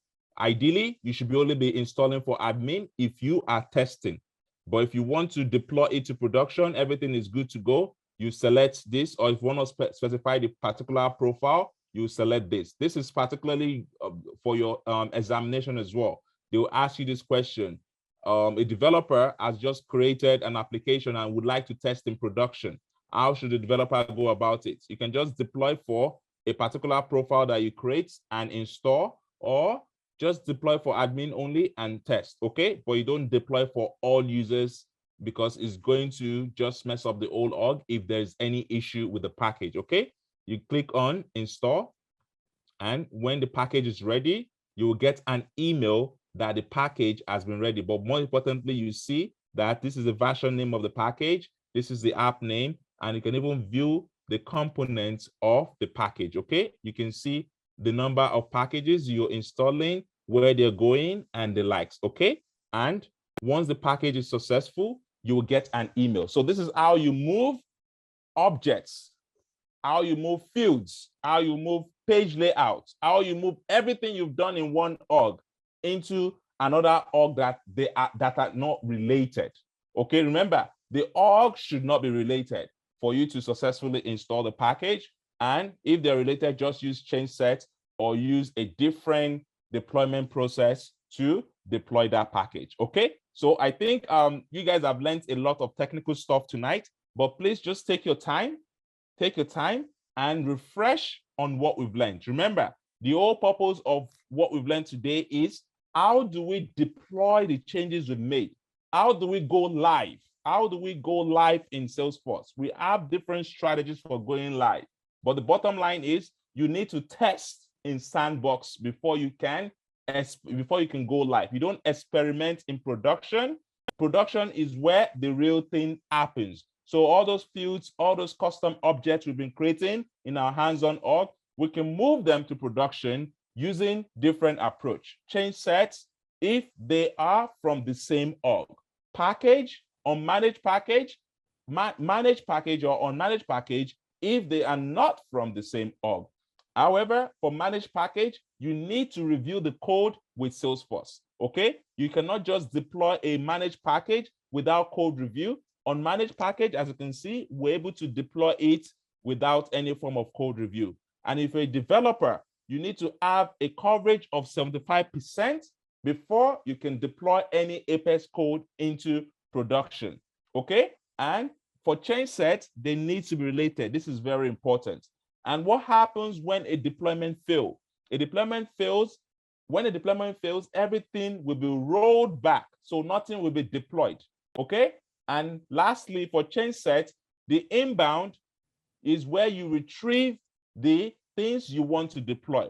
The outbound is where you create those things and you send it to the org which you want to deploy into, okay?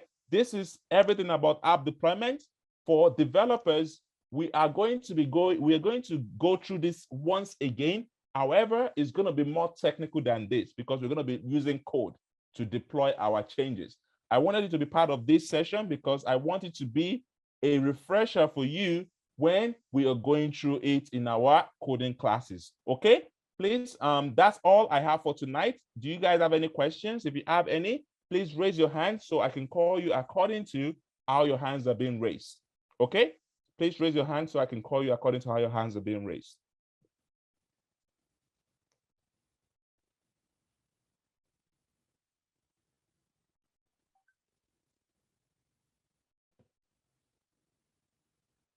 Stanley, unmute yourself and speak, please.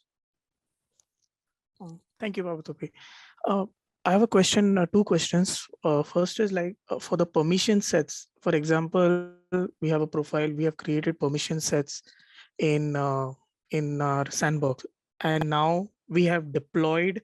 So when we deploy, we will be also deploying the permission sets, correct? Yes, yes. Okay. As you can see, we made changes to our custom object. but we did not deploy changes to the profiles. So we couldn't see our custom objects. So what you need to do is deploy changes to your profile the same way you've made changes to the custom object, because the custom object, the profile determines the visibility of that custom object. Okay, now in case after a while in the production, there have been again some changes by the business and they've said, okay, we want to remove out certain permission sets. So now again, we go back to the same process, but now we again deploy the profile, but with the less permission sets, correct? This is the limitations of change sets. Okay, change sets cannot be used to delete components. Okay, so if you've made changes in terms of permission sets, you have to delete that permission set from production and deploy that permission set again. Remember, you cannot use change set to delete a component. This is what I said. Change set cannot be renamed or used to delete a component. However, if you make changes, just delete the ones you've deployed and just redeploy again. Okay? Again, okay. Everything is based on business requirements. If there is any mistake or something, you have to redo them again. One other thing is that you cannot track those that are making changes. This is very tricky. You cannot track those that are making changes with change set. As a developer, I will teach you how to track. But for consultants, you need to be very, very objective. You need to be very disciplined when you're deploying, because once something has been deployed to production, that's it. Unless you want to delete it and redeploy or stuff like that. You cannot track those changes. You just have to follow the process. Okay? Okay. Okay. Yeah. Thank you. Thank you. No worries. Perhaps Ken, please. Yeah, good evening, boss. How are you doing today, sir? Good, good. Very well. Okay, I know I brought this question up some time ago when we were talking about these things, and you said we can talk about it. I know you delve extensively on chain set. In some instances where Copado is in use as an example for deployment, how do you typically, are you going to approach it the same way, or is it going to be slightly different? So Copado is a third-party API tool that is being used for chain deployment, meaning that you are paying to use their service. They're doing all those heavy lifting for you. You don't have to think to deploy. You just click, click, click, and it works. But then again, you have to pay for it. Okay? So certifications are even involved with Copado. Like it's very technical, but very easy as well. The bottom line is it is a third-party tool which you have to pay to use. It makes life easier for you. I've never used it before. I've been asked several times to come and test it. They actually mailed me to come and test it and use, but you know, how much stuff can you learn? You get. But again, it's an API tool which you have to pay for. And there's so many other tools out there as well. You can even deploy your own API tool as a developer.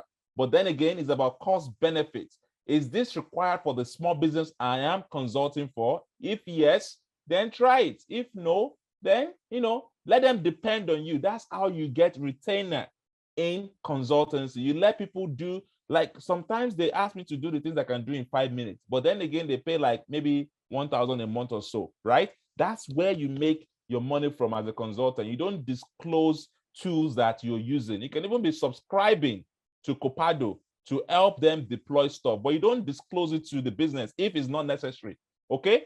The bottom line is know the business, know how you can get a retainer, and determine the best tool for them, even using best practice. Determine that. As a consultant, you also need to be following the best practice. If the code deployment is a very lengthy process, maybe outsourcing it to using Copado tool might be the better option. If you don't have time for all this, then outsource to API tool to do, and they pay a token every month, might be a better option, okay? But then again, I cannot comment on that. It depends on the project, depends on the business, depends on a lot of things. Cost benefit analysis is very key to this, okay? I hope that helps. Olalekan, please. All right, good evening, Babatope. My question is, since we've talked about chain sets, we've talked about sandboxes, and we know we don't have sandboxes for the hands-on orgs.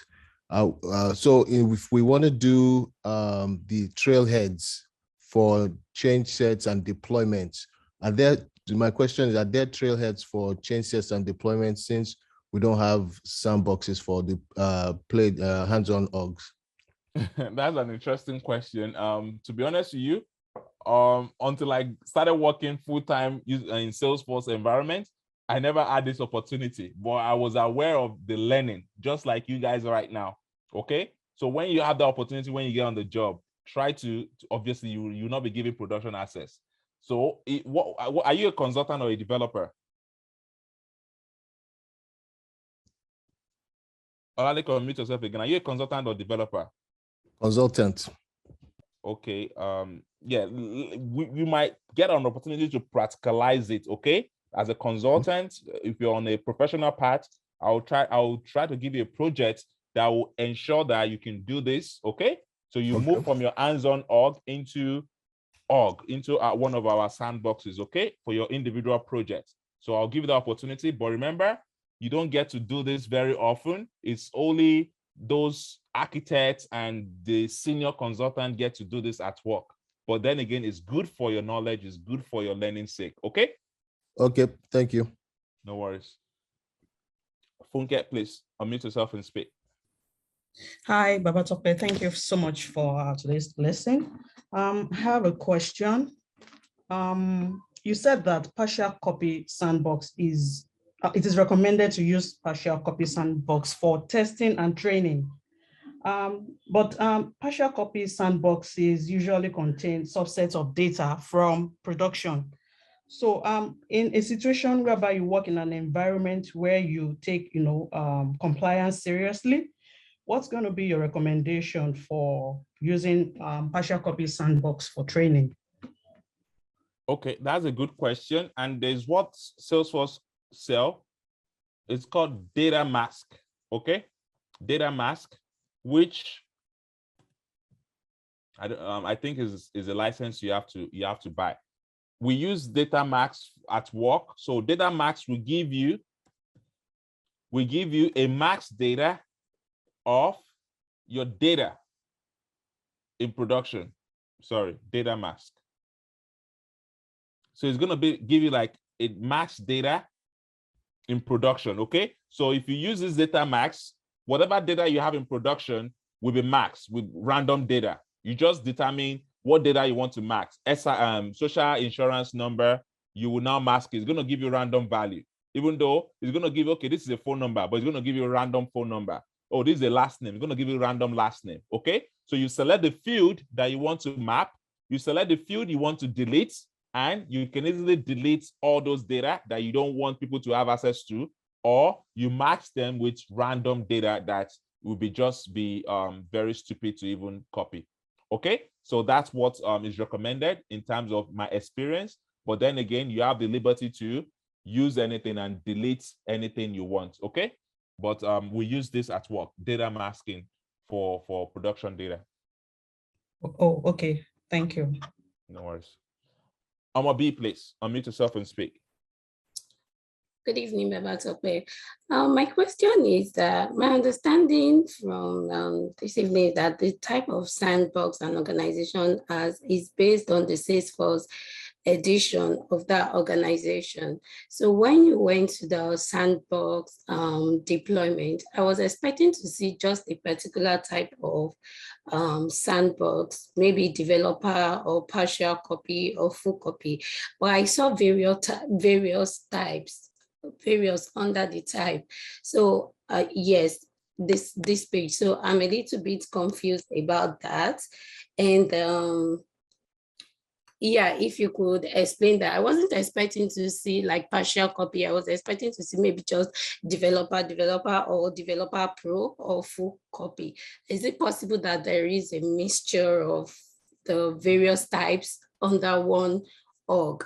And my second question is that while you were installing the package, I was just assuming that erroneously, if I had chosen that it should be shared with all users, while it's supposed to be only for admins. How do I reverse that mistake? Because I believe that the package installation key can only be used once. You cannot revert a process that you've already started. Maybe you can if something is they can see deployment, right? If something is currently going through deployment, you will see deployment and you can maybe cancel deployment. Okay, we haven't deployed something here, but I think we deploy into UAT. Yeah, if something is currently undergoing deployment, you can cancel that deployment, I think. Okay, but then again, once you make that mistake, you make it. Okay, but you don't just deploy into any org. You have to literally, deployment is usually a session where everyone will be there and you will deploy, especially depending on the business status and everything. Okay, I think there's a cancel button here before you complete the deployment. However, once you deploy, you will see the package in your installed package. Okay, you see your package and you can just go to uninstall to uninstall the package you have just installed. Okay, so that's one way. And you can also cancel deployment while it's ongoing, but typically you don't want to just go and deploy because you know how to deploy. You have to have a review session with the stakeholders, the product owner, everyone before you start. Okay, to answer your other question, I said the type of license, yes, will determine what you can see. However, you will see that by default, you will see all those sandboxes. You will just see that 0 available, 1 available, and the likes will be there. So you will still get all this, but what you can do, Salesforce will always present you with things that they want to sell. However, if you cannot do it, then it becomes something you have to buy or you have to pay for.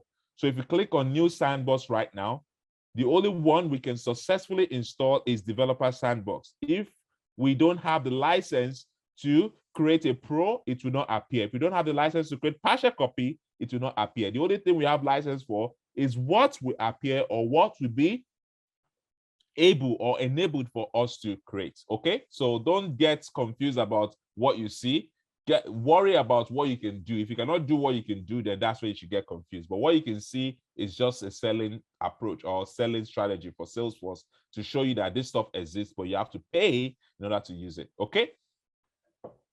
Okay, I think that's all for tonight. However, I understand I had the developers to join us because I want them to have this because they might be doing a project regarding this. And to be honest with you, I'm so hungry for the developer to get going as soon as possible. So what I'm going to do now is, if you look at, for developers, if you look at your app builder certification, this is the only thing you don't know yet. This is the only thing you do not know yet. Okay? So according to Salesforce curriculum, you have learned everything to go right for your app builder exams. Okay? So if you go to App Builder, Salesforce Fundamental, do you not know Salesforce Fundamental? Do you not know App Exchange? You know all this, okay? Data modeling, we're still going to go through data modeling again for many-to-many relationship, but you know how to do master detail, you know how to export data and the likes, okay? Business logic, it has to do with process builder, flows, formula, roll-up summary. The projects I gave to you addressed all this. Okay, user interface has to do with page settings, buttons, links, which we're still going to do. But then again, you have an idea based on the project. So the only thing that we haven't done according to the curriculum is this. The other things is just in-depth analysis of the app builder and the Salesforce. So when I start with you in April 1st, I don't know when our schedule works, but I think we're starting first week in April. I'm going to focus on App Builder. And by that Friday, Saturday, Sunday, I want you to go take your App Builder certification. And the first 10 that will be taking the App Builder certification before the 7th of April, they will be getting like I think $100 Canadian dollars back for their App Builder certification. So please, as soon as we are done with the first week in April, everyone that wants to take the developer should go and take the app builder certification, because you have the basic understanding to scale through that exam. I'll give you guidelines on practice, on certification and the likes. But then again, I believe you're capable of writing this exam. Okay, so after 1 week of training, I expect everyone to be getting it. The first person will get a full refund of their certification, but they have to do it after the training, okay? After the 5th of April. However, the first 10 will be getting 100 Canadian dollars back just because they're writing their app builder and they're passing it first time. Okay, so good luck with that. I really want you guys to start pushing for this, because there is a lot of opportunities for you guys, and I cannot just delay your training anymore. So we have to keep going as fast as possible. However, I want you to be hungry, just like the way I'm hungry for you guys. I want you to also be hungry and try to read and learn outside of this class. Okay, don't limit your learning to just what I teach. You have to. I'm not going to ask you to stop working. I will definitely not tell you that, but I'm giving you the idea right now. This is the future. If you can do this successfully, you can double or triple your pay within the next 3 months. Okay, all the best, guys. I think that's all from me. Take care, everyone. I will see you guys when I see you. I think this is the last class for the Service Cloud as well, and you guys will be having certification preparation starting from tomorrow.